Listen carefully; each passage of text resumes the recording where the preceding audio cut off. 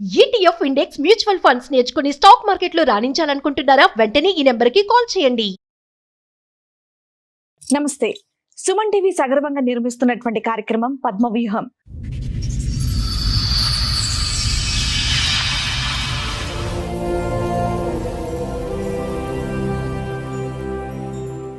మరి ఈ కార్యక్రమాన్ని సమర్పిస్తున్నారు 6JVR జమలాపురం వారి రత్నాంజలి. మీ అదృష్టాన్ని మార్చుకోవడం ఇప్పుడు కల కాదు, 6JVR తో సాధ్యం. నేను బీటెక్ చదువుకున్నాను, సాఫ్ట్వేర్ ఇంజనీర్ గా జాబ్ చేస్తాను. హస్బెండ్ కూడా సాఫ్ట్వేర్ ఇంజనీర్. Arrange marriage. మా పక్క విలేజ్, తనది కూడా అరేంజ్ మ్యారేజ్. సో మ్యారేజ్ అయిపోయిన 1 month వరకు పర్వాలేదు. 1 month తర్వాత యాంగర్ మేనేజ్మెంట్ ఇష్యూస్ బాగా ఉండే.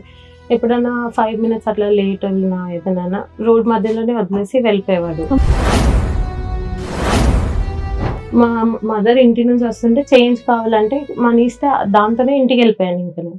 సో అప్పటి నుంచి స్టార్ట్. ఏమైనా తీసుకురమ్మన్నా ఏదైనా చెప్పినా కూడా నైట్ అంతా ఎమోషనల్ హెరాస్మెంట్ మొత్తము.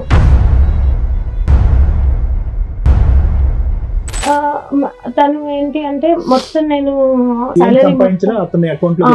వెళ్ళిపోవాలి. ఏదైనా నాకు అవసరం ఉంటే 10-20 రూపీస్ అయినా సరే అవి నేను నీకు ఇచ్చేస్తాను, నువ్వు మాత్రం మొత్తం నీ శాలరీ అంతా నాకు క్రెడిట్ చేసేయాలి.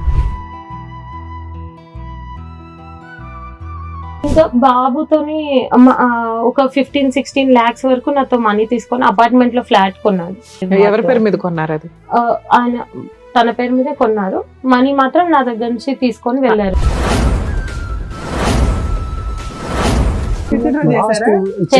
అయితే ఏమైందంటే ఇది జరుగుతుండగానే చిన్న అమ్మాయికి మెసేజ్ పెట్టిండు, నేను పెళ్లి చేసుకుంటాను. 50 మంది పెద్ద మనుషులు పిలిచారు, వాళ్ళే తీసుకుపోయి మాట్లాడేది. అలా ఒప్పందం ఏంటంటే నువ్వు కేసు తీసేయాలి అంటే నేను 6 నెలలు చూసినాక తీసేస్తుంది అని అమ్మాయి అన్నది. ఆ 10 రోజులు కానీ ఎప్పుడైతే అట్లా కాదు, నేను చెప్పింది గిది, నువ్వు అట్లా దిగమంటావు అంటే అప్పుడు విశ్వరూపం చూపించింది. కొట్టేసి బాబు నూపేసి దెబ్బతలిగింది. బాబుని చూస్తే భయం వేస్తుంది మేడం. ఆ రోజు 2 సంవత్సరాల తర్వాత వస్తే మా డాడీ మా పరశురామ్ వచ్చిండు అని చుట్టుపక్కల అందరికి చెప్పింది మేడం. డాడీ అంటాడు, పేరు పెట్టి పిలిస్తే బాగా అనిపిస్తుంది మేడం బాబు.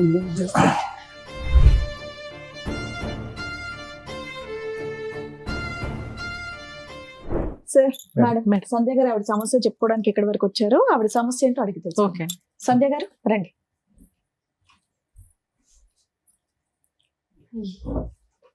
హలో అండి. నేను బీటెక్ చదువుకున్నాను. ఓకే.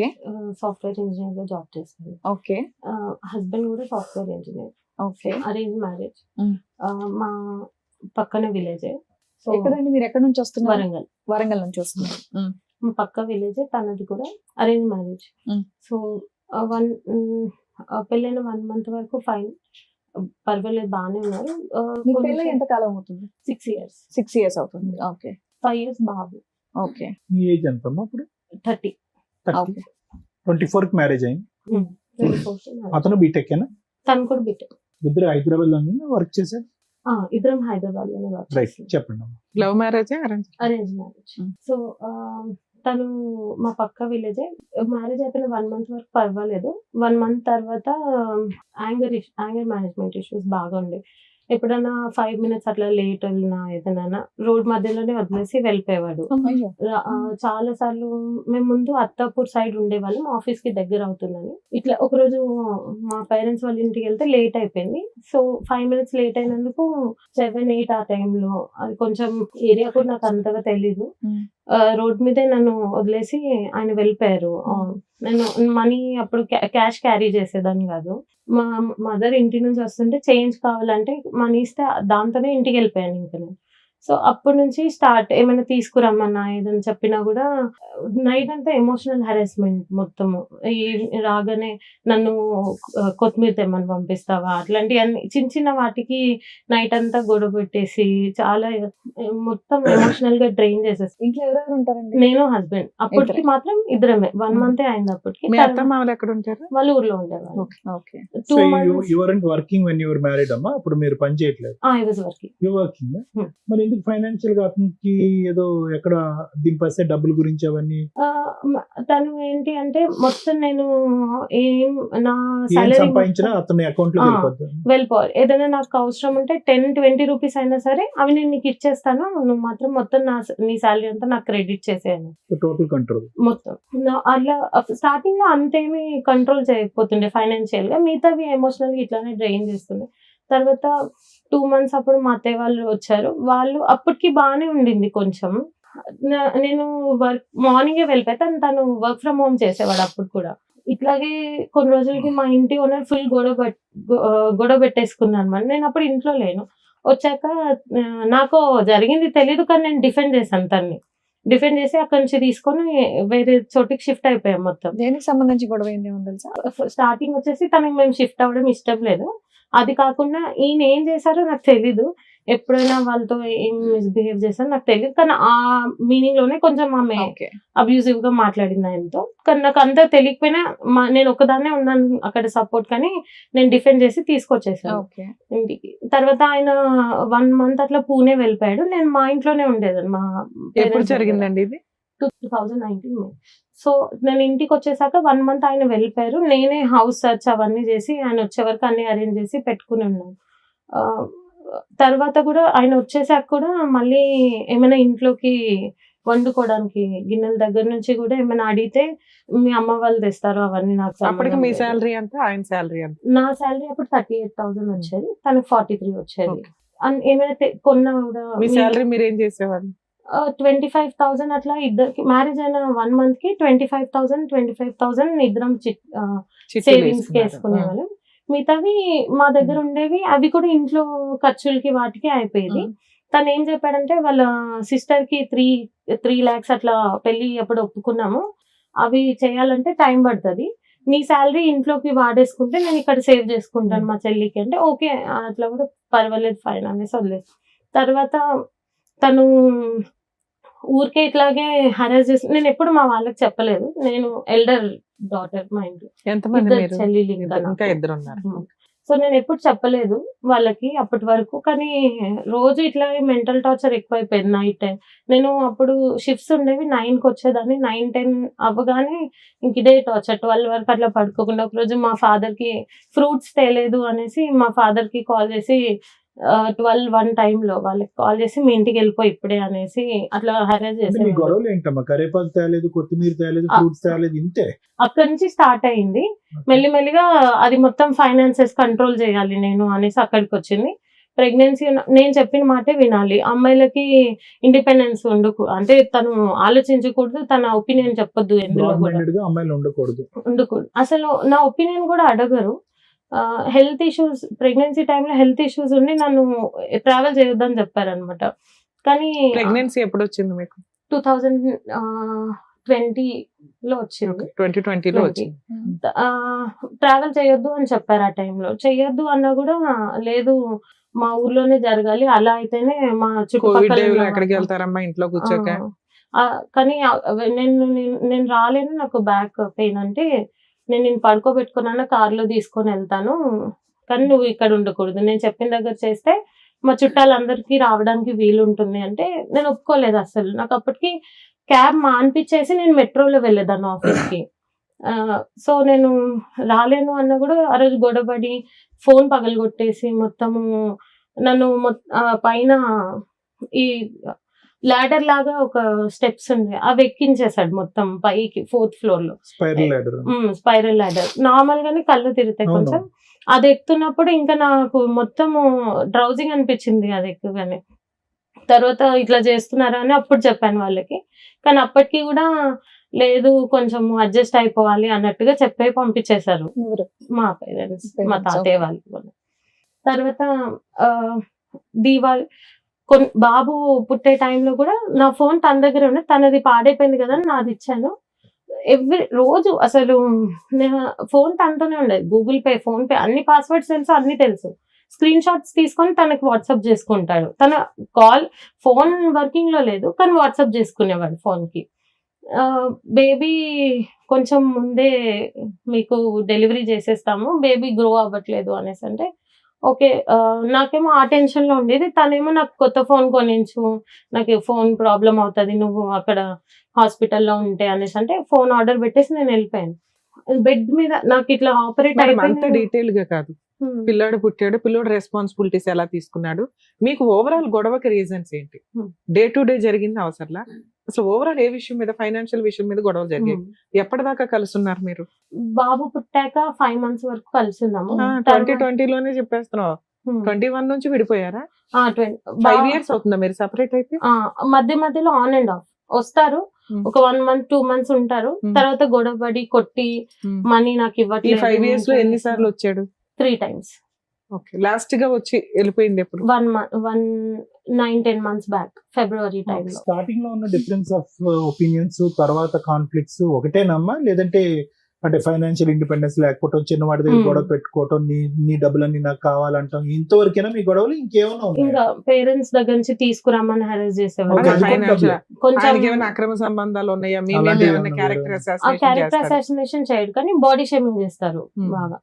ఇట్లా స్టౌట్ ఉంటావు నువ్వు అట్లా అనేసి. సో ఈ కారణాల వల్లే మీరు 5 years బట్టి, ఆల్మోస్ట్ 5 years బట్టి విడిపోయారు. మధ్య మధ్యలో ఏదో అడపదడప ఒక వారాలు అంతేనా? డౌట్ ఏంటంటే క్యారెక్టర్ పరంగా అట్లా కాదు, క్యారెక్టర్ అసాసినేషన్ కాకుండా తనకి ఫైనాన్షియల్ డౌట్స్ అన్నమాట. మా పేరెంట్స్ కి ఇచ్చేస్తాను, మా ఇచ్చేవారా మీరు? సిస్టర్స్ కి ఇచ్చారు. నేను ఎప్పుడు ఎప్పుడు ఇవ్వలేదు. ఇవ్వలేదు? స్టార్టింగ్ లో మా పెళ్ళైన కొత్తలో మా సిస్టర్ నేనే, తను బయట సీట్ వస్తే నేనే ఎంకరేజ్ చేస్తే నేను పంపించాను.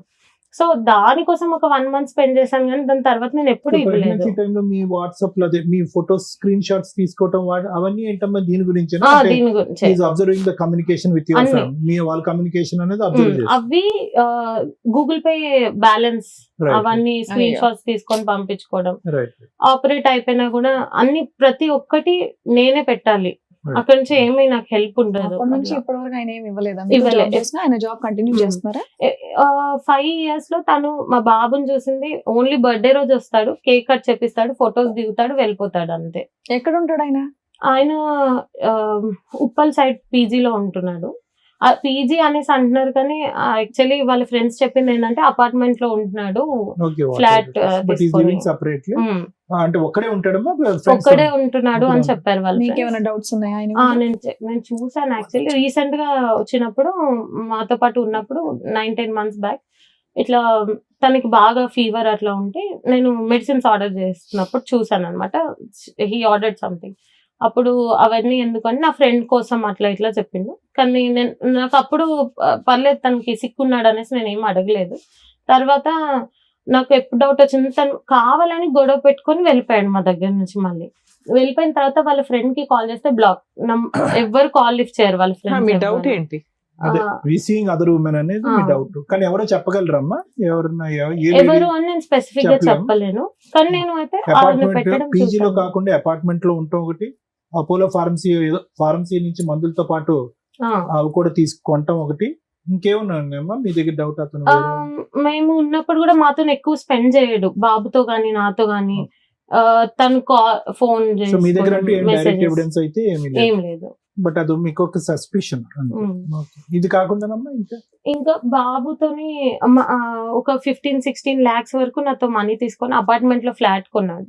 అది వాళ్ళ ఫాదర్ ఆయన వాళ్ళు యూజ్ చేసుకోవడం కానీ ఎప్పుడు నేను గానీ బాబు గానీ వెళ్ళడం అవి ఏమి లేదు. ఎవరి పేరు మీద కొన్నారు అది? ఆయన తన పేరు మీదే కొన్నారు.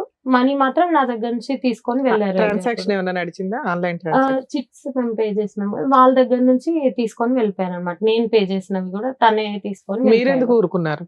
ఆ టైంలో మంచిగానే ఉంది కొంచెము.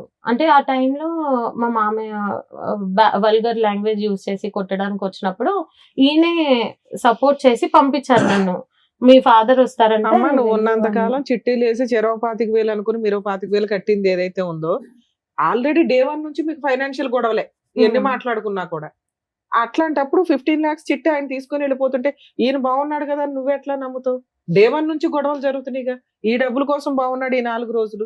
నెక్స్ట్ మీకు ఆల్రెడీ ఏ రోజు కూడా ఈ 5 years లో 3 times వచ్చి 3 months ఉన్నాడు. అయినా మీరు ఎందుకు ఎంటర్టైన్ చేస్తున్నారు అతన్ని? నేను మనీ పంపించకపోతే మా ఫాదర్ కి వాళ్ళకి కాల్ చేసి హరాస్ చేయడం, నేను సూసైడ్ చేసుకుంటాను, నాకు మెంటల్ ప్రెషర్ ఎక్కువ అరే. అయిపోతుంది అలా అనేసి. చెప్తే నువ్వెందుకు నమ్ముతావు, ఎందుకు అంటావు? కదా ఈ 5 years లో ఎంత మొత్తం పంపించారమ్మా అతనికి టోటల్ గా? చిట్టీల డబ్బు ఎంత? అదో 15 లక్షలు. అది 15 అది lakhs. కాకుండా అది కాకుండా వాళ్ళ ఫాదర్ వాళ్ళ టర్మ్ ఇన్సూరెన్స్ దగ్గర నుంచి ఓలా ఊబర్ అన్ని ఇంట్లో సామాన్ దగ్గర నుంచి అన్ని నేనే చూసుకునేదాన్ని. ఇంట్లో అవన్నీ మనిషి లేడు, కాపురం లేదు, అదే ఏమీ లేదు. పైగా బిడ్డకు ఒక నీకు తండ్రి రూపాయి లేడు. ఇవ్వాల్సింది పోయి ఎదురు అన్ని ఎందుకు లాక్కుంటుంటే ఎందుకు ఫండ్ చేస్తున్నావు అంటే ఎప్పటికైనా అతని మనసు కరుగుతుందనా? Actually Huh?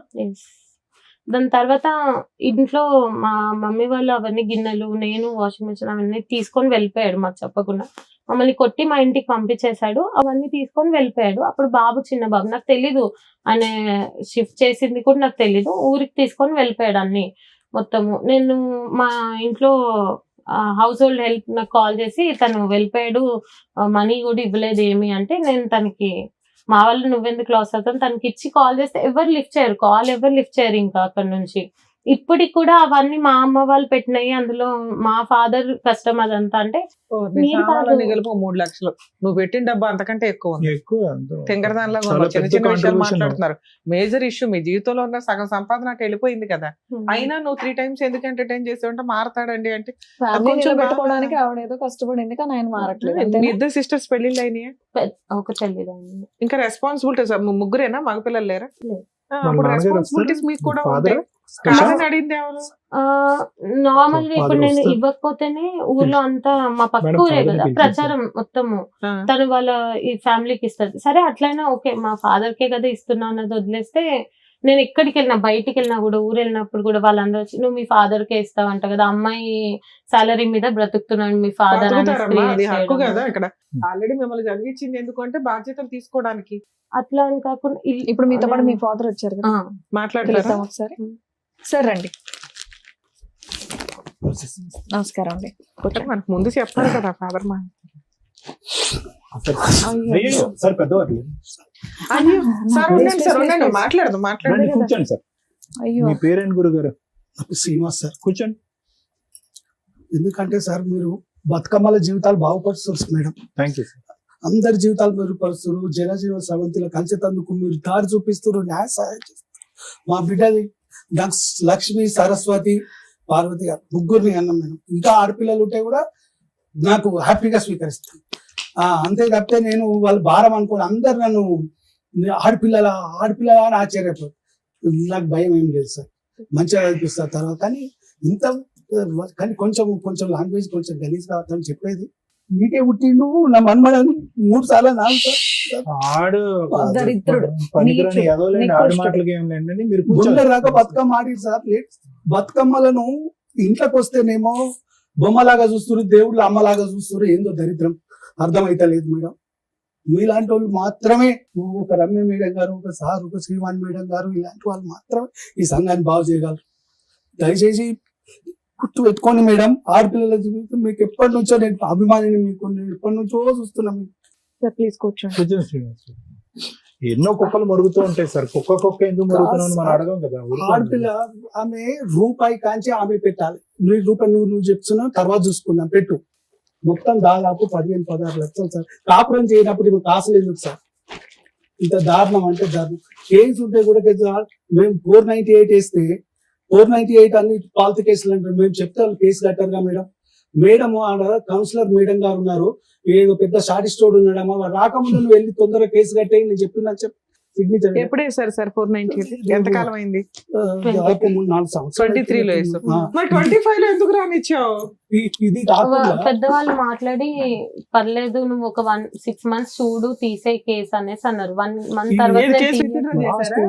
చేయలేదు మేడం. అయితే ఏమైందంటే ఇది జరుగుతుండగానే చిన్న అమ్మాయికి మెసేజ్లు పెట్టిండు, నేను పెళ్లి చేసుకుంటాను మమ్మల్ని బెదిరి ఆయనకి ఎన్నో వేషాలు వేసాడు. ఆ చిన్న అమ్మాయికి పెట్టిన మెసేజ్ ఎమ్మడే పోయి వీళ్ళు ముగ్గురు ఏడుస్తారు. మా అమ్మకు ఖాళీ ఇరితే నేను పోయి హాస్పిటల్ ఉన్నా, వీళ్ళు ఏడుస్తుంటే ఏందమ్మా అంటే ఇట్లా మెసేజ్లు పెట్టండి, ఏం చెప్పాలి అర్థమవుతుంది అంటే అప్పుడు కంప్లైంట్ ఇచ్చి వచ్చిన. ఎంత ధైర్యం అండి వీడికి.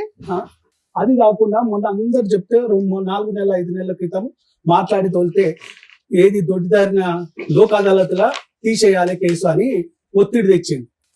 ఒత్తిడి వేస్తే ఈ అమ్మాయి అనేది నన్ను రమ్మలేదు 50 మంది పెద్ద మనుషులు పిలిచిరు, వాళ్ళే తీసుకుపోయి మాట్లాడారు, దూరం తీసుకపోయి.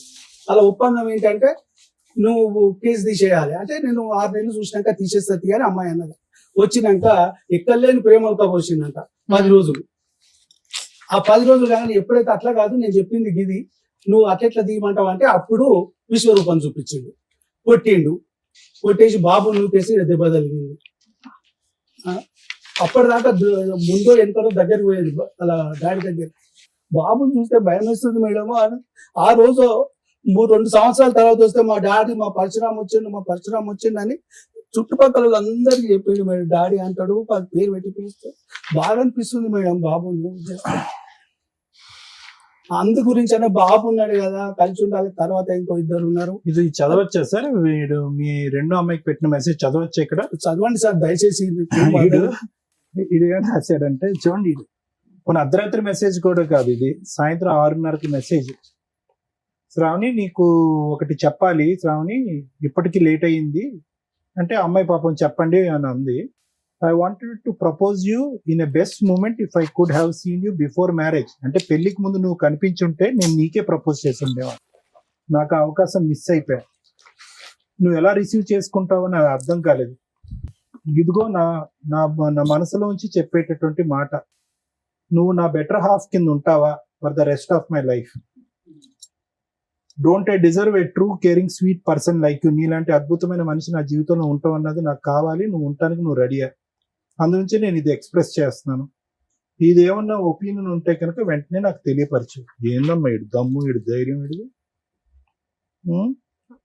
తర్వాత ఈ అమ్మాయి ఎంత తెలివిగా పెట్టిందంటే message, you know I talk respectfully to people. అప్పటికి గౌరవించే మాట్లాడుతుంది, ఇంటెన్షనలీ ఆర్ అన్ఇంటెన్షనలీ, తెలిసి తెలియకుండానే. మా నాన్నగారు నన్ను పెంచినటువంటి విధానం బట్టి ఈ మాత్రం మర్యాద అన్న ఇచ్చి నేను నీతో మాట్లాడుతున్నాను అని చెప్పి అక్కడితో అమ్మాయి మెసేజ్ కట్ చేసింది. అయినా కానీ వాడు పెడుతూనే పోయాడు సార్. అవును సార్, పెడుతూనే పోయాడు. ఎందుకు ఇది ఒకటి 2 పగలగొట్టకుండాని నడ్డి ఎరగొట్టకుండా ఎందుకు ఊరుకున్నారు? అమ్మాయికి మ్యారేజ్ అయింది కదండి, లాస్ట్ వన్ మేడం. ఈ అమ్మాయి లాస్ట్ మేడం, సెకండ్ వన్ కి అయిపోయింది. అయితే ఈ మధ్య ఎప్పుడైనా మాట్లాడుతుంటే ఏం జరుగుతుందో పోతుంటే ఎంత దూరం అయినా పోదాం నాన్న, ఎంత అయినా ఖర్చు పెడతా అంటాడు. మొన్నటి ఒకసారి పెద్ద మనుషులు మాట్లాడితే లేదు, అప్పుడు కూడా ఇంకా కరోనా టైంలో ఇంకా 20 రోజులు ఇది ఉంటాము, మా ఊరికి తీసుకుపోయింది మేడం. ఇవి ఉంటే నష్టమేముంది అయ్యా, పంపి ఆంచి హైదరాబాద్కి వస్తారు కదా, అక్కడ హైదరాబాద్ లో బతికేటోళ్ళని ఊరు ఉందామని తీసుకుపోయింది. ఒక 20 రోజులు ఏముంటే వచ్చేద్దామని తీసుకుపోయి అక్కడ హరాస్మెంట్, నువ్వు ఫోన్ మాట్లాడు, ఒక ఉగ్రవాది కంటే ఎక్కువ నిఘా. ఎక్కడ మాట్లాడినావు, ఏం మాట్లాడినావు, ఎందుకు మాట్లాడినావు? మీ అమ్మాయి ఇందులో ఏ ఒక్క పాయింట్ అన్న చెప్పిందా ఎంతసేపు కూర్చొని? రేపొద్దుట కోర్టులో ఎట్లా చెప్తుంది? అది మీరు ప్రతి పాయింట్ పర్ఫెక్ట్ గా రీచ్ అయ్యేలాగా చెప్తున్నారు. మేము ఎందా నుంచి మొత్తుకునేది ఇది ఒకటేనా అంటుంటే ఒక్క ఫైనాన్షియల్ ఇష్యూ తప్ప అంత చదువుకొని అంత ఏటీఎం కార్డు లాగా మొత్తం ఇచ్చిపడేసి ఏమి క్రూయాలిటీ, ఏం బాధపడిందని చెప్పండి. సిస్టర్ మీద ఒక అబ్యూజ్ ఒక రకంగా, అది ఒక డబ్బు ఏం తీసుకోను అని ఆ కండిషన్ మీద పంపించాను. డబ్బు అడగ, అవసరం ఉంటే ఏదన్నా డెవలప్ చేస్తే తీసుకోండి, ఒకరు వాడుకోండి, అంతే తప్పితే ఇదంటే సరే అట్లా అని పెద్ద మనుషులు కూడా ఇట్లా ఎట్లా చేస్తారు అంటే మేడం వాళ్ళకి తోచింది చేస్తారు. వాళ్ళు మీ తరపున పెద్ద మనుషులు ఎంతమంది, వాళ్ళ తరపున పెద్ద మనుషులు ఎంతమంది? పోయినప్పుడు 4-5 మాకు పెద్ద మనుషులు లేరు, మా వాళ్ళేమో కావాల్సిన పొద్దుగా ఏమంటారు పెద్ద మనుషులు? ఏది కన్క్లూజన్ రాదు, ఏది అడగరు. నువ్వు దీనికి పనిష్మెంట్ రా బాబు, ఇది ఇట్లుంటది ఇక కలిసిపోవాలి. ఏమన్నా నేను అట్లెట్లయితే ఇది విలన్, తండ్రి విలన్, మంచోడు కాదు, వాళ్ళని కలవనిస్తలేడు. అయ్యా నేను అంటలేను కదండి. ఇక్కడ ఇది ఒకటే కాదు, అమ్మాయికి రాసింది ఒకటే కాదు, అతని బాధలన్నీ కూడా కొంతవరకు శ్రావణికి చెప్పుకున్నాడు. మీరు ఆఖరి అమ్మాయితో చెప్పుకున్నాడు. ఏంటంటే కనుక నా కొడుకు అంటే నాకు పంచ ప్రాణాలు, నా కొడుకుని చూడటానికి నాకు ఒక అవకాశం ఇవ్వండి, వాడిని చూడలేకుండా నేను బతకలేకపోతున్నాను, అది ఇది అని చెప్పి అతని వాదన అంతా వినిపించాడు. కానీ ఎందుకు ఆ అమ్మాయికి చెప్పేవాడు? అందులో ఈ అమ్మాయి కూడా అంది, ఇదేంద్ర బాబు నేను అందరికంటే చిన్నపిల్లని నాకు చెప్తున్నావు ఏంటి గొడవ అంతా కూడా, పెద్దవాళ్ళతో వచ్చి కూర్చొని మాట్లాడొచ్చు కదా అంటే కనుక నేను చెప్పేటటువంటి మాట అట్లీస్ట్ ఈ మెసేజ్ల రూపాన నువ్వు తప్ప ఎవరు ఆలకించట్లేదు, వినట్లేదు, అర్థం చేసుకోవట్లేదు, నా గోడు ఎవరు అర్థం చేసుకోవట్లేదు కాబట్టి నీకు చెప్తాను. ఓకే, ఒక మెసేజ్ బాగాలేదు, ఈ మెసేజ్ నేను ఏదైతే చదివానో అది అభ్యంతరకరమైనటువంటి మెసేజ్. కానీ అక్కడ కూడా ఏమన్నాడంటే దీన్ని క్షమించద్దులేండి కానీ చెప్తున్నాను, if you do not have any opinion please ignore it. అటువంటి నా మాట అభ్యంతరకరంగా అనిపించి నేను మాట్లాడేటటువంటిది చెత్త చెదారం అంటే కనుక ఇది ఇక్కడితో ఆపేసే అని అన్నాడు. ఆ తర్వాత ఆ అమ్మాయి కూడా మాట్లాడుతుంది. తర్వాత మాట్లాడిన సంభాషణ అంతా కూడా మా అక్కిలా అంది, మా అక్కిలా అనుకుంటుంది, నువ్వేమనుకుంటున్నావు అని చెప్పి ఆ అమ్మాయి తనకు వయసుకు మించినటువంటి బాధ్యత తీసుకుని మధ్యవర్తిత్వం చేయడానికి ప్రయత్నం చేసింది అందులో. కానీ ఇందులో చాలా ఇంపార్టెంట్ పాయింట్ ఒకటి ఉందమ్మా, ఎవరు కూర్చోట్లేదు, ఎవరు నా గోడు వినట్లేదు, ఎవరు నా మాట వినట్లేదు, నువ్వు తప్ప ఎవరు వినట్లేదు శ్రావణి అని అంటుంది. ఆ అమ్మాయి ఏమొచ్చి నేను ఒక పెద్ద అన్నయ్యలా నేను ట్రీట్ చేస్తున్నాను కాబట్టి నువ్వు నాకు ఎందుకు మీరందరూ కూర్చుని ఎందుకు మాట్లాడుకోలేదు, ఎందుకు ఇంత ఇలాంటి అంశాల మీద పెళ్లి పెటాకులు అయిపోవటం ఏంటి నాకు అర్థం కావట్లేదు. సార్ అవన్నీ అతను చెప్పిన ఒట్టి మాట్లాడు పొత్తు మాట్లాడతారు అంటే ఆయన ఎప్పుడు కొడుకుని చూడడానికి అవాయిడ్ ఎప్పుడు చేయలేదు మేడం. కొడుకుని చూడడానికి అవాయిడ్ ఎప్పుడు చేయలేదు. ఎప్పుడైనా వస్తుడు చూసుడు కనీసం మంచినీళ్ళు ఇచ్చినా కూడా కోర్టులో ఏం కేసులు పెండింగ్ ఉన్నాయి సార్? 498 వేసినాము. సో ఇది 354D. ఇది అమ్మాయి చిన్న అమ్మాయి. అదే ఓకే, అది వేశారు. డొమెస్టిక్ వైలెన్స్ కేసు వేశారు, అది నడుస్తుందా? ఇంటీరియర్ మెయింటెనెన్స్ వేశారా? ఎందుకని అది వేసి ఎంతకాలం అయింది డీవీసీ వేసి? 2 years 2023 సేమ్. సరే నేను చెప్తాను. మేడం ఇంకొకటి నంబర్ బ్లాక్ ఆ ఊరికి తీసుకుపోయి night లా చంపే నేను ప్రయత్నం చేసింది ఒక్కసారి మేడం. నేను అవి చిన్న కొట్టి చిన్న నన్ను నిర్వీర్యాల పంపించాక ఆడియో ఒక్కళ్ళ మాట. ఉన్నది మేడం. ఆమె కొడుతుంటే ఒక సార్ మీకు కోర్టులో కేసులు నడుస్తున్నాయి, పెద్ద మనుషులు పంచాయతీలు నడుస్తున్నాయి, కొంచెం వెల్ సెటిల్డ్ ఫ్యామిలీ, అడ్వకేట్స్ ని పెట్టుకోగలిగారు, కెపాసిటీ ఉంది.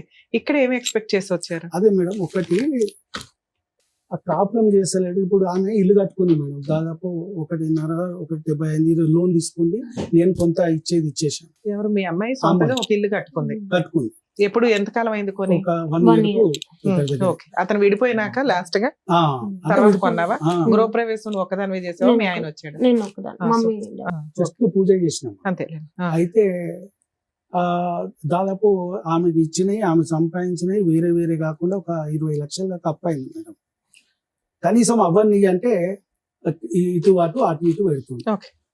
కొంచెం అవన్నా సరే, కేసు ఎట్లా నడుస్తుంది అట్లా దేవుడు ఎట్లా చేస్తాడో ఇలాంటి న్యాయం చేస్తారు. కనీసం అవన్నీ ఇస్తేనన్నా ఆమె అప్పులు కట్టుకుంటుంది. సరే వచ్చి కాపురం చేసుకొని నిమ్మలంగా ఆయన రూపాయి పెట్టొద్దు అమ్మాయి సార్. ఇప్పుడు 11 అవుతుంది, ఈ టైంలో ఫోన్ చేయడం కూడా కరెక్ట్ కాదు. కొంచెం ముందు అయితే నిజంగా మీ అల్లుడు ఫోన్ చేసి మాట్లాడి మా వంతు ప్రయత్నం నేను చేశాను. నేను చెప్పేది చెప్పుకుంటున్నా మేడం. అయితే కనీసం ఆయన ఏ కేసులు అక్కర్లేదు, మీ దగ్గర వచ్చి మీరు మంచిగా సార్ కౌన్సిలింగ్ చేస్తే ఏ కేసు అక్కర్లేదు, కాపురం చేస్తే ఓకేనా? ఓకే మేడం, కానీ మంచిగా ఉండాలి. కాదండి, ఒపీనియన్ కదా ఇంపార్టెంట్. చెప్తున్నా మీరు చెప్పండి. ఆయన వచ్చినా కూడా 1 month maximum 1 month. Okay, what ever has happened in the past is past. ఇక్కడి నుంచి యు వాంట్ ఒక కౌన్సిలింగ్ చేసి మిమ్మల్ని ఇద్దరిని కలిపి భార్య భర్తలుగా ఒక కొడుకు ఈ వాతావరణాన్ని నువ్వు ఊహించుకోగలుగుతున్నావా? ఆ నమ్మకం మీకుందా? అది కావాలని కోరుకుంటున్నావా లేదా? కావాలా వద్దా? ఎన్వైరన్మెంట్ అసలు ఆయన క్రియేట్ చేయడు. ఒక హోమ్లీ. నీకు నమ్మకం ఉందా లేదా అని అడుగుతున్నాను నాన్న. లేదు. నాన్నగారు ఏమంటున్నారంటే మీరు మేడం మీరందరూ కౌన్సిలింగ్ చేసేసుకుని అతను బ్రెయిన్ మార్చేసి కూర్చోపెట్టి కలిపండి అని అంటున్నారు. నీకు నమ్మకం లేకుండా ఆ ప్రయత్నం చేయడం కూడా వేస్ట్. మొత్తం హాస్టల్ ఎన్వైరన్మెంట్ ఉంటుంది. హాస్టల్ ఎన్వైరన్మెంట్ లో నీకు ఏం రిస్క్ ఉందని అనుకుంటున్నావు? నీకు ప్రాణభయం ఉందా? ఉంది, నాకుంది, బాబుకి కూడా. అసలు బాబుని వీడియో కాల్ చేసి చూస్తాను. 4 years అవుతుంది. ఒక్కసారి నేను బ్లాక్ కొట్టి నన్ను పంపించాక నువ్వు ఎందుకు కొడతాడమ్మా? సారీ, మనీ ఇవ్వకపోతే నేను తాగడు. తన దగ్గర ఉండాలి అంతే. అతనేమన్నా మీ మీద కేసులు వేసాడా? లేదు, నేను చేసినవని ఫాల్స్ కేసు. కాదు ఇప్పుడు ఒకటి గురువు గారు, మీరు పెద్ద మనసుతో ఒక ఆడపిల్ల జీవితం మీ కొంత కూతురు పరువు గురించి అవనియండి, కాపురం కాపాడాలి, కుటుంబం నిలవాలి అనే ప్రయత్నంతో మీరు ఇక్కడ కూర్చోండి. కానీ అటువైపు మీ ఉన్న బిడ్డ ఈ రోజు మీరు ఇందాక అన్నారు నా బిడ్డను నా గుండెల్లో పెట్టుకుని సాక్కుంటాను నాకేం లేదన్నారు. అటువంటి బిడ్డ ఈ రోజు ప్రాణభయంతో అక్కడ అంటుంది. ప్రాణభయం అని చెప్పినా కూడా మీరు కౌన్సిలింగ్ చేసేసేయండి, ఏదో విధంగా కలిపేయండి అంటే కనుక మళ్ళీ మీరు ఇందాక నిలబడి మాట్లాడిన మాటలకు వెనక్కి తీసుకోవాల్సి వస్తుంది. సరే అంటే ఎందుకంటే మొన్నటి వరకు ఆమె ఇష్టంతోనే 3-4 నెలల క్రితము ఆమె ఇష్టంతోనే తీసుకొచ్చి మాట్లాడిపించి కూర్చున్నబెట్టి మాట్లాడిపించింది. అప్పటిదాకా ఆమె దగ్గర వ్యతిరేక భావం లేకుండా ఇప్పుడు వస్తుంది. ఈ 1 month నాకు అయినంత వరకు నేను ట్రై చేశాను చాలా బాబు కోసము. బాబు ఎప్పుడు స్పీకింగ్ నీ పేరెంట్ శృతి.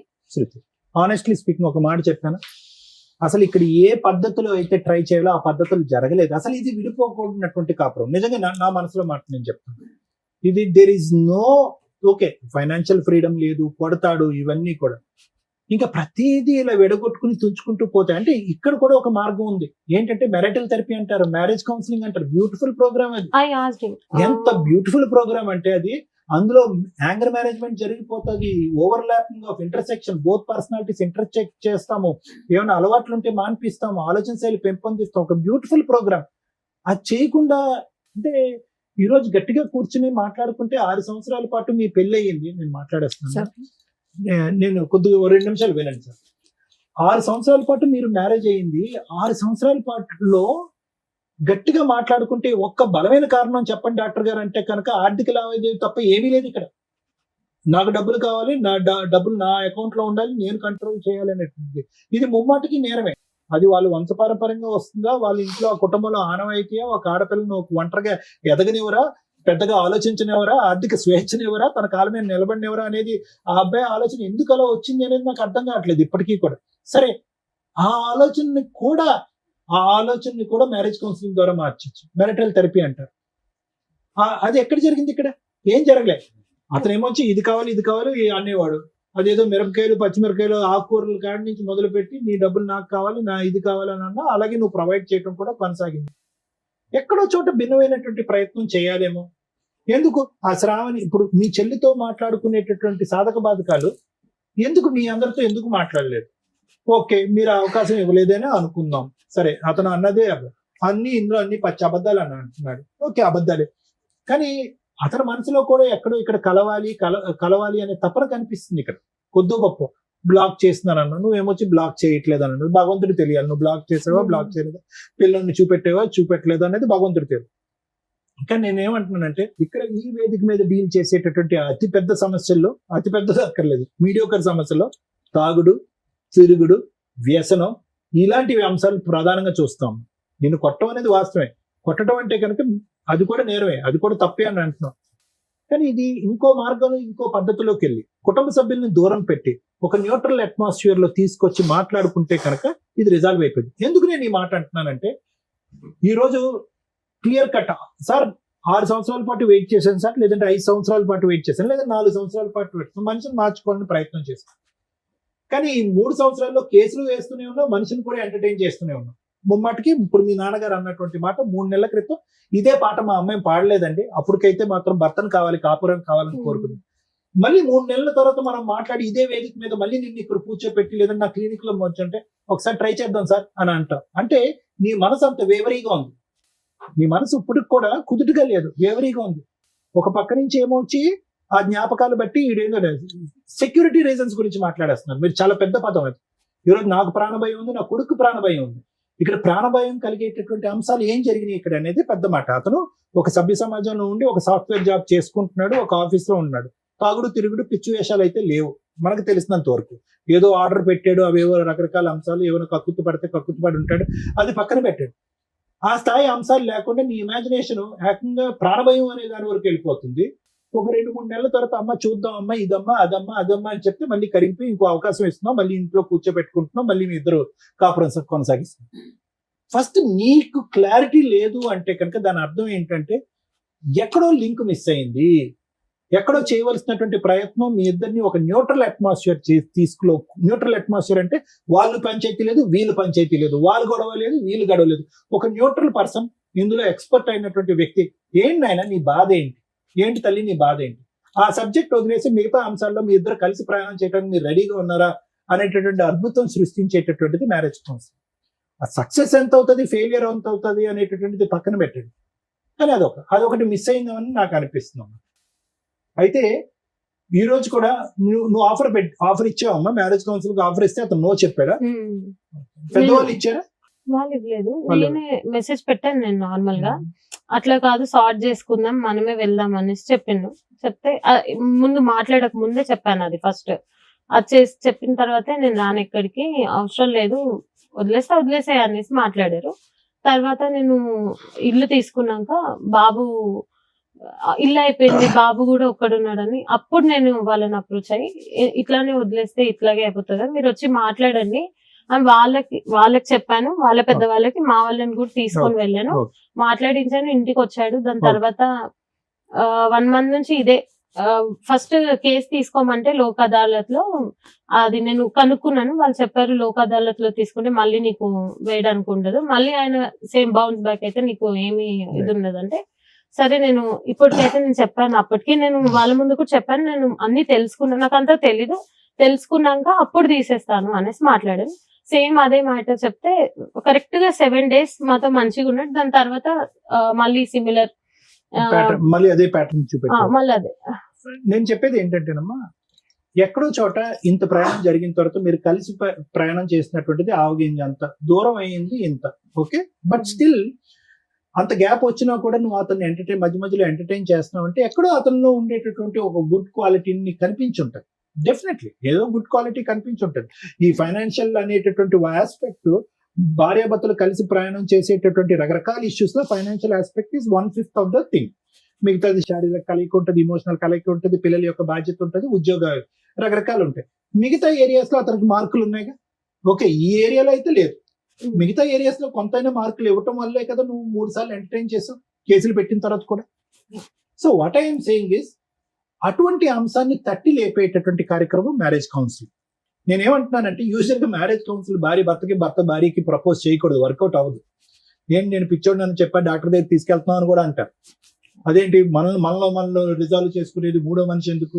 నా భార్యగా నేను చెప్తున్నాను కాబట్టి నువ్వు వినాలి, వాడెవడో కూర్చొని మన ఇద్దరి మధ్యన పంచాయతీ ఏంటి, ఈ లెక్క వెళ్ళిపోతుంది. మ్యారేజ్ కౌన్సిలింగ్ అనేది ఎక్కడ ప్రపోజ్ చేయాలంటే తెలియనటువంటి ప్రేక్షకులకి పెద్దలు కూర్చుంటారు చూడండి పంచాయతీ, ఏమయ్యా మీ అమ్మాయిని నువ్వు సపోర్ట్ చేస్తున్నావు, నా అబ్బాయిని నేను సపోర్ట్ చేస్తున్నావు, ఇది ఎక్కడ లెక్క తేరదు. ఒక కాగితం మీద 4 ముక్కలు రాసుకుంటాం, అది 3 రోజులు ముచ్చటే అవుతుంది, తర్వాత చించి పడేస్తారు, వర్కౌట్ అవ్వదు. కాబట్టి మేము వెనక్కి తప్పుకుంటాం, మీరు వెనక్కి తప్పుకుందాం, పిల్లలిద్దరిని కూడా మన మ్యారేజ్ కౌన్సిలింగ్ డిసైడ్ చేద్దాం, మీకు నచ్చినటువంటి వ్యక్తి అయినా సరే, మాకు నచ్చినటువంటి వ్యక్తి అయినా సరే, అతన్ని డిసైడ్ చేసుకుని అతని దగ్గరికి వెళ్దాం అని చెప్పుకునేటటువంటిది వర్కౌట్ అవుతుంది. సో ఇప్పటికీ కూడా నా ఉద్దేశం చెప్తున్నాను, మనస్ఫూర్తిగా నేను చెప్తున్నాను, కొంతవరకు చెడ్డోడే, కానీ దూరం పెట్టుకుని తెగదెంపులు చేసుకుని, అంటే కోర్టు కేసులు లావాదేవీలు ఎంతవరకు అయితే నాకు తెలియదమ్మా, అది లాయర్ మేడం చెప్తారు. ఈ కేసు అయితే మాత్రం ఖచ్చితంగా ఒక మీడియేషన్, ఒక నెగోషియేషన్ ద్వారా రెక్టిఫై చేయగలిగేటటువంటి case, professional mediation. We cannot have routine counsellors, ఎందుకంటే you two are too educated people. మీరిద్దరు సాఫ్ట్వేర్ ఇంజనీర్ల కింద వర్క్ చేస్తున్నారు, సభ్య సమాజంలో గౌరవంగా బతుకుతున్నారు, చక్కటి శాలరీ తీసుకుంటున్నారు, మీకు ఒక కొడుకున్నాడు. కాబట్టి సైంటిఫిక్ పద్ధతిలో ఒక ప్రొఫెషనల్ కౌన్సిలింగ్ చేస్తే కనుక ఖచ్చితంగా మీ ఇద్దరి మధ్యన గ్యాప్ క్లోజ్ అవుతుంది అనే నమ్మకం నాకైతే ఉందమ్మా. లేదు sir my thoughts have gone too far అంటే కనుక అది మీ మానసిక పరిస్థితి అని నేను చెప్తాను. ఎందుకంటే ఈ రోజు ఇలా ఉంటుంది, రేపు పొద్దున్న లేపి అరే నీకు తెలుసా ఇలా చేద్దాం ఒకసారి ట్రై చేయంటే ఓకే సార్ అంటావు నువ్వు. అలా ఉంది నీ పొజిషన్. కాబట్టి నేనేమంటున్నానంటే ఫైనల్ గా ఏదైతే ఇప్పుడు నువ్వు అనుకున్నటువంటి భయం, భ్రాంతులు, అమ్మో టెన్షన్లు ఇవన్నీ ఒకసారి పక్కన పెట్టి ఒక ఆఖరి ప్రయత్నంగా అది ట్రై చేద్దాం. వర్కౌట్ అవుతే వెల్ అండ్ గుడ్, వర్కౌట్ అవ్వలేదు అనుకో ఆల్రెడీ నువ్వు తీసుకున్న నిర్ణయం కొద్దిగా పోస్ట్పోన్మెంట్ అవుతుంది అని. సో ఒక 6 నెలల పాటు ఎవరైనా మంచి కౌన్సిలర్ అమ్మ, ఎవరైనా మంచి మీడియేటర్, మంచి కౌన్సిలర్, ఇలాంటి అంశాలు బాగా తెలిసినటువంటి వ్యక్తి దగ్గర ఒక్కసారి వెళ్ళి ట్రై చేయండి. ఆ ప్రపోజల్ కూడా ఎవరు తీసుకొస్తారంటే నువ్వు తీసుకురావద్దు, పెద్దవాళ్ళు ఎవరైనా తీసుకొస్తే కనుక ఈ గ్యాప్ క్లోజ్ అవుతుంది అనేది నా నమ్మకం. Thank you sir. Thank you madam. ఈరోజు సమాజంలో ఏ పేరెంట్స్ చూసినా ఒకళ్ళు, ఇద్దరు, ముగ్గురు ఆడపిల్లలే ఉంటారు. ఆడపిల్లలు ఉన్న పేరెంట్సే అదృష్టవంతులు అనే సమాజంలో ప్రెసెంట్ మనం. ఆయన ఆ మాటకు 3 ఆడపిల్లలకు ఒక అద్భుతమైన నిర్వచనం చెప్పాడు. లక్ష్మీ, పార్వతి, సరస్వతులు నాకు పుట్టారమ్మా అని. ఎంత హ్యాపీ అనిపించిందంటే, కానీ అలాంటి ఫాదర్కి పడే మాటలు ఏంటంటే ఆ పిల్లల్ని పర్ఫెక్ట్గా చదివిస్తారు, వాళ్ళు జాబులు చేస్తూ లక్షలు సంపాదిస్తూ ఉంటారు. ఒకవేళ వాళ్ళ కాపురాలు నాశనం అయితే డబ్బు కోసం పిల్లల కాపురాలు నాశనం చేసి ఆడపిల్లలు ఇంట్లో పెట్టుకున్నారు. ఇది చాలా కేసుల్లో మనం వింటూ ఉంటాం. పేరెంట్స్ ఓవర్ ఇన్వాల్వ్మెంట్ వల్ల కాపురాలు నాశనం అయిపోయే స్టేజ్ నుంచి ఫైనాన్షియల్ గా ఒక అమ్మాయికి ఫైనాన్షియల్ ఫ్రీడమ్ ఉంటే కాపురాలు నాశనం చేసుకుంటారు అనే స్టేజ్ లో ఈ 2 మిక్స్ అయిపోయిన కేసు ఇది. ఒక రకంగా నిజంగా తండ్రి కూతురు కాపురం నాశనం చేశాడా, నిజంగా ఒక స్త్రీ ఫైనాన్షియల్ ఫ్రీడమ్ వల్ల, వ్యక్తిగత స్వేచ్ఛ ఎక్కువగా ఉండడం వల్ల కాపురం నాశనం చేసుకుందా, లేదా భర్త మంచోడు కాదా అనే పాయింట్స్ ఈ కేసులో మాట్లాడుకుంటే తన కాపురం చెయ్యాలా వద్దా అనేది మాట్లాడొచ్చు. ఎప్పుడైనా కాపురం చెయ్యాలి అంటే అది లీగాలిటీ ఎంటర్ అవ్వక ముందే జరగాలి. వన్స్ లీగాలిటీ ఎంటర్ అయిపోయినాక ఆ నిలబడే కాపురాలు చాలా రేర్ ఈ రోజున మాట్లాడితే. 498 2023లో ఫైల్ చేసేసి ఆ తర్వాత జరిగిన మర్డర్ కేసులు, అటెంప్ట్, సెక్సువల్ అబ్యూజ్లు జరిగిన కేసులు రేపటి రోజున ఒక మచ్చ సరస్వతి మీద వేసేశారు. ఆ పిల్లకి ఇంకా పెళ్లి కావాలి. వీళ్ళు చేసిన పని ఆ పిల్ల జీవితకాలం ఆ FIR తోటి ఆయన చేసిన పనికి మాలిన మెసేజ్కి దాన్ని పాపులర్ చేసుకోవడం వల్ల ఆ పిల్ల మీద మచ్చ పడుతుంది. రేపొద్దుట ఎవరన్నా పెళ్లి చేసుకుంటే ఈ తొక్కుల కేసు కనిపిస్తుంది. మీకు అర్థం అయ్యిందా? ఆ మెసేజ్ని మీరు ఇలా పెట్టుకొని డెసిషన్ తీసుకోవాల్సింది పోయి లీగల్ గా మనకేదో అద్భుతాలు జరుగుతాయని ఒక తప్పు చేయని పిల్ల క్యారెక్టర్ని, ఎందుకంటే సమాజంలో ముందు ఆడపిల్లనే అంటారు, ఆవిడ తప్పు చేసిందా తప్పు చేయలేదా ఈ పక్కన పెట్టండి. అతను లీగల్ సపోర్ట్ కోసం అయి ఉండొచ్చు. కర్మ ఏంటంటే ఈ కేసులో అతను ఎవరో మాకు తెలియపోయినా మాకున్న సీనియారిటీ మీద అతను కరెక్టే, ఈవిడ కరెక్టే. అర్థమవుతుందా? మరి ఈ కాపురం నిలబడదా అనే పాయింట్స్ మనం మాట్లాడదాం. అతను కరెక్ట్. ఏ రకంగా కరెక్ట్? పిల్లాడిని తాపత్రయపడిపోతున్నట్టు, నాకు అసలు వీళ్ళు ఛాన్సే ఇవ్వట్లేదు, సో ఫైనాన్షియల్ గా మేమిద్దరం ఒకటే కాబట్టి నేనే లీడరు, ఎందుకంటే మా ఆవిడ సంపాదన అంతా వాళ్ళ నాన్న తినేస్తున్నాడు, వాళ్ళ అమ్మ నాన్న తినేస్తున్నారని. అమ్మాయి జాబ్ చేస్తుంటే మ్యారేజ్ టైంలోనే ముందుగా మాట్లాడుకోండి మీ అమ్మాయి శాలరీ ఏం చేస్తారు అని. ఆ టాపిక్కే రాలేదు మేడం, మేము మాట్లాడలేదంటే కాపురాలు నాశనం అయిపోతాయి. 50,000 సాఫ్ట్వేర్ లేకపోతే ఏదైనా ప్రొఫెషన్ లోనో ఉంటే అమ్మ మా అమ్మాయికి శాలరీ ఇదిగోండి, పెళ్లికి ఎంత అప్పు అవుతుంది, మాకింత రెస్పాన్సిబిలిటీ. కూతుర్లు ఇళ్లే, బాధ్యతలు ఇళ్లే తీసుకోవాలి కదా.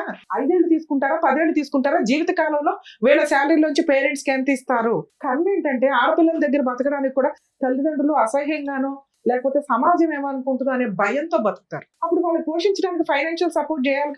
వాళ్ళ దగ్గర ఆస్తులు ఉంటే ఓకే, లేదా ముగ్గురు ఆడపిల్లలు షేర్ చేసుకొని ఫైనాన్షియల్ గా మిమ్మల్ని చూడాలి. అది తప్పు పని కాదండి. ఎవరు మిమ్మల్ని వేలుపెట్టి ఏం చూడరు కూడా. మీ దగ్గర ఉన్నా అలా ఇవ్వడం వాళ్ళకి ఆనందం ఒక రకంగా.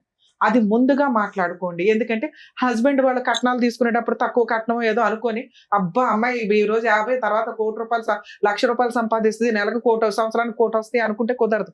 ఇవి ముందే మాట్లాడుకుంటే ఈ ఫైనాన్షియల్ విషయం మీద గొడవ జరగదు. వీళ్ళ ఫస్ట్ టాపిక్, మేడం మా ఇద్దరికి ఇంత శాలరీ, నాకు 35 ఆయనకు 45, 25 ఇద్దరు పర్సనల్ గా దాచు, సూపర్, మిగతాది ఇద్దరం కలిపి మాట్లాడుకున్నాం, ఇల్లు నడిపిస్తామని.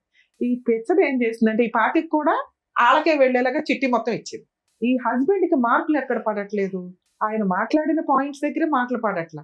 ఒకటి, భార్యకి ఎంత ఫైనాన్షియల్ ఫ్రీడమ్ ఇవ్వాలో చూసుకోవాలా. తల్లిదండ్రుల కోసం ప్రాపర్టీ కొని భార్య అప్పటిదాకా సంపాదించిన 15 లక్షలు డిపాజిట్ చేసి తీసేసుకున్నాడు చిట్టీల రూపంలో. అంటే ఫైనాన్షియల్ గా అతను గ్రిప్ తీసుకోవాలనే చూసుకుంటున్నాడు డే 1 నుంచి. అలాంటి వ్యక్తితో ఈవిడ ఎక్కువ కాలం బతికిద్దంటే 10 years తర్వాత మళ్ళీ ఇక్కడే కూర్చుంటుంది.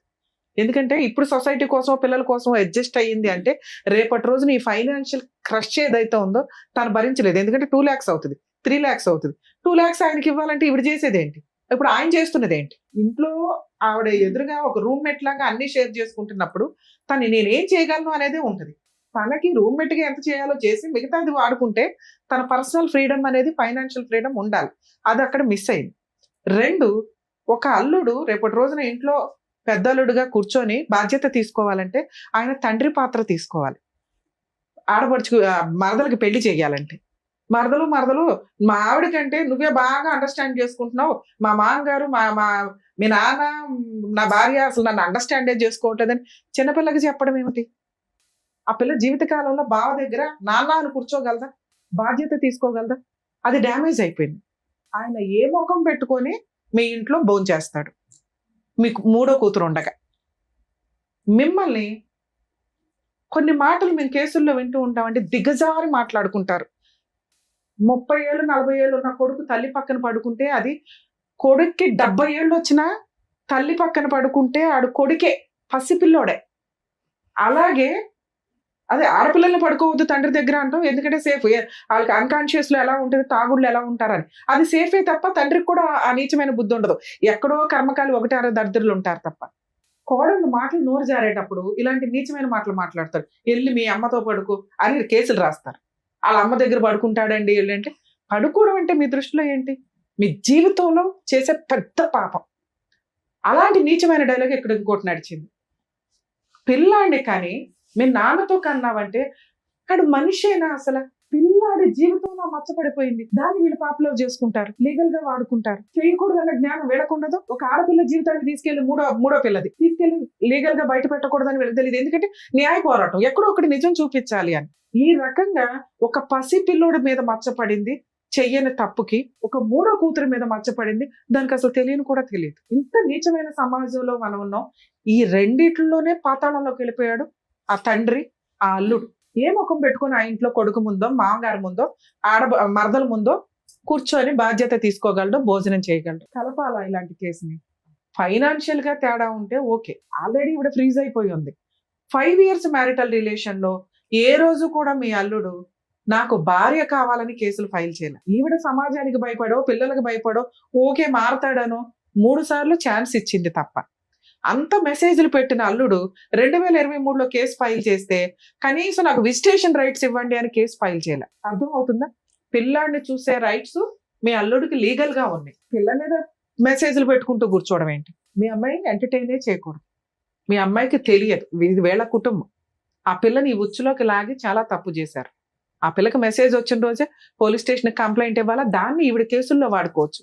స్పెషల్ కేసు వేసి ఆ పిల్ల క్యారెక్టర్ రోడ్డు మీద పెట్టారు చెయ్యని తప్పుకి. లోక్ అదాలత్లో కేసులు ఫైల్ చేసినాక లోక్ అదాలత్లో మేడం మీకు డౌట్, లోక్ అదాలత్లో పెడితే కేసు మళ్ళీ వేయడానికి ఉండదని, అది అబద్ధం అండి. లోక్ అదాలత్లో కేసు ఫైల్ చేస్తూ మీరు రిప్రజెంటేషన్ ఇస్తే అది క్లోజ్ చేయడానికి 3 months అబ్జర్వేషన్ పీరియడ్ ఉంటుంది. ఈ 3 months లో మనిషి మంచోడా, మారాడా, మారలేదా, 90% ఆ 3 months బాగుంటారు కేసు క్లోజ్ అయ్యేదాకా. వన్స్ కేసు క్లోజ్ అయినాక మళ్ళీ ఏదైనా నీకు హెరాస్మెంట్ వచ్చింది అనుకో, ఆ పాతది ఈ నమ్మక ద్రోహం ప్రెజెంట్ జరిగింది, మళ్ళీ కేసు వేసుకునే రైట్స్ మీకు ఉన్నాయి. ఇది తెలుసుకోండి. కాకపోతే కాపురాలు నిలబెట్టడం కోసమని కౌన్సిలింగ్లు ఇవన్నీ నడుస్తూ ఉంటే అవి ఒకవేళ మీకు నచ్చి ఓకే భర్తతో ఉండాలి అనుకుంటే లోక్ అదాలత్లో మీరు కేసు క్లోజ్ చేసుకున్నా మీకు వచ్చిన లాస్ లేదు, మళ్ళీ కేసు వేసుకునే రైట్స్ ఉన్నాయి. మరి మీకు ఎవరు చెప్పారో నాకు అర్థం కాల, అది లీగల్ గా అబద్ధం. ఆ కేసు వేస్ట్ అయిపోద్దేమో, ఫ్రెష్ కేసు ఇంకొంచెం పాయింట్లతో యాడ్ అవుతుంది కదా. అర్థం అవుతుందా? 2 ఇక ఈ పాయింట్స్ లో మాట్లాడితే ఫైనాన్షియల్ అడ్డంగా ప్రాపర్ ఎవిడెన్స్ ఉంది నీ దగ్గర. మీరు చేయాల్సిన పని ఏంటంటే డొమెస్టిక్ వైలెన్స్ కేసు ఏదైతే వేశారో దాంట్లో ఇంటీరియర్ మెయింటెనెన్స్ పిటిషన్ ఎమర్జెన్సీగా వేయండి. అది పిటిషన్ వేసిన దగ్గర నుంచి క్యాలిక్యులేషన్ మెయింటెనెన్స్ ఆర్డర్ అవుతుంది బాబుకి. మీరు జాబ్ చేస్తున్నారు కాబట్టి మీకు మెయింటెనెన్స్ రాదు, బాబు కోసం మెయింటెనెన్స్ ఫైల్ చేయండి. అది ఎంత అర్జెంటుగా వేయగలిగితే అంత. సార్ మీకు ఇప్పుడు ఒక క్లారిటీ ఉండాలి. డైవర్స్ గురించి నేను ఇక్కడ మాట్లాడట్లేదండి, అతన్ని అలా ఉండనివ్వండి. దయచేసి ఇంటికి ఎంటర్టైన్ చేయొద్దు. ఓ 2 years 3 years లీగల్ గా తిరగనివ్వండి. మ్యూచువల్ డైవర్స్కి వస్తాడా, కాంపెన్సేషన్ మొత్తం రూపాయితో సహా డివిసి యాక్ట్ ద్వారా వసూలు చేసుకునే రైట్స్ నీకున్నాయి. మ్యూచువల్ గా వస్తే పిల్లోడికి ఏమి ఇస్తాడో నీవేంటి, ఇవి మాట్లాడుకుని మ్యూచువల్ కి వెళ్ళండి. లేదు నా భార్య కావాలి అంటే దానికోసం ఆయన ఏం ప్రయత్నాలు చేశాడు, ఈ పాప ప్రక్షాళన ఎలా చేసుకున్నాడు, కొంచెం టైం ఇద్దాం. నిజంగా భార్య కావాలి అంటే ముందు మామగారి కాళ్ళు పట్టుకోవాలా, ఎందుకంటే నీచమైన మాటలు మాట్లాడేసావు. మరదల కాళ్ళు పట్టుకోవాలా, దారుణమైన మెసేజ్లు పెట్టావు. అవి 2 చేసిన రోజున ఈ అమ్మాయి కౌన్సిలింగ్ ఇద్దాం. ముందు నమ్మాలి భర్తని. నువ్వు ఆ ముఖం పెట్టుకుని ఆ ఇంట్లో తిరగగలిగితే, ఆ అమ్మాయి నమ్మితే, సారో మేము కౌన్సిలింగ్ ఇవ్వడానికి ఒక్క సెకండ్ కూడా ఆలోచించాం సార్, ఎందుకంటే మా ఉద్దేశమే కాపురాలు నిలబెట్టడం. లేదా కోర్టుల చుట్టూ సంవత్సరాల తిరగకుండా నాన్న ఇట్లా డెసిషన్ తీసుకోండి, ఇలా వెళ్ళండి, ఇలా చెయ్యండి అని. ఇక్కడ మీకు మేము ఇవ్వగలిగే సజెషన్, ఆ అబ్బాయితో ఇప్పుడే కౌన్సిలింగ్ వద్దు, ఇప్పుడే పంచాయతీ వద్దు, ఇప్పుడే సెటిల్మెంట్ వద్దు. ముందు మీ హక్కులు ఏంటి, మీకున్న పవర్స్ ఏంటో తెలియచేయండి. డివిసి యాక్ట్ లో ఇప్పుడు నాకు స్టేట్మెంట్ ఇచ్చారు కదా, ఇవన్నీ రూపాయితో సహా వడ్డీ వసూలు చేసుకునే రైట్స్ నీకున్నాయి. ఎరియర్స్ అంటే వీటిలన్నిటిని కూడా మీరు ఇప్పుడు దాకా పెట్టిన మొత్తం కూడా దీనికి తగ్గ పనిష్మెంట్ పడుతుంది. ఇంటీరియర్ మెయింటెనెన్స్ ఎంత అర్జెంటుగా అయితే అంత అర్జెంటుగా వేయండి. ఒక డివిసి కేసు ఒక 5 కేసులతో సమానం. 100% మీరు గెలిచే కేసు. మీ దగ్గర ఉన్న ఎవిడెన్స్, మీరు క్రూయాలిటీ ప్రూవ్ చేయలేకపోవచ్చు, కానీ 498 కేసులో డౌరీ ప్రూవ్ చేయగలుగుతారు. అడిషనల్ డౌరీ హెరాస్మెంట్ మీకు ఆల్రెడీ ఆ సెక్షన్ ఇంక్లూడ్ అయింది. సెక్సువల్ అబ్యూజ్ ప్రూవ్ చేయగలుగుతారు. వాట్సాప్ ఆ మెసేజ్ ఉంది, దాంట్లో వాడేసుకుంటే సరిపోయిందనా. థర్డ్ పిల్లని మనం రోడ్డు మీద పెట్టామని నా బాధ, కానీ నడవనివ్వండి, ఆల్రెడీ మీరు పెట్టేశారు కదా. వేయడానికి ముందు నాతో మాట్లాడుంటే ఇందాక